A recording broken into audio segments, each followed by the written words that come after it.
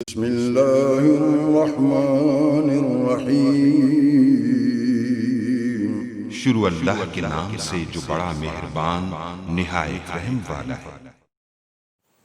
अस्सलामुअलैकुम गाइस, तो इस स्टोरी में मैं आपको बताऊंगा कि आप वीवो V20 मोबाइल में से अपना जो लैपटॉप में डाटा कैसे ट्रांसफ़र कर सकते हैं डाटा केबल के थ्रू। मैंने अभी डाटा केबल लगाई हो और यहाँ अगर देखें, यहाँ इस पर क्लिक करेंगे charging this device via USB, तो इस ऑप्शन पर ओपन करूँगा।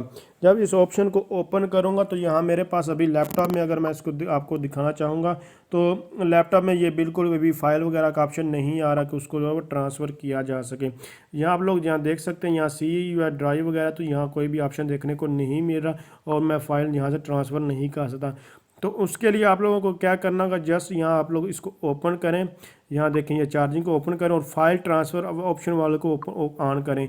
जैसे ही आप इसको जो है ऑन करेंगे उसके बाद बैक आते हैं और अभी मैं आपको ये चेक करवाता हूँ कि यहाँ मुझे जो है ऑप्शन जो है वो यहाँ देखने को मिल रहा है। तो आप लोग यहाँ देखें, हमारे पास इसका ऑप्शन V20 का जो है वो वीवो V20 जो है वो आ चुका है। तो इस तरह आप लोग जो है अपने लैपटॉप में अगर डाटा ट्रांसफ़र करना चाहते हैं तो आप लोग ये ऑप्शन ऑन करना होगा, फिर आप लोग अपने मोबाइल में जो है डाटा ट्रांसफ़र कर सकते हैं।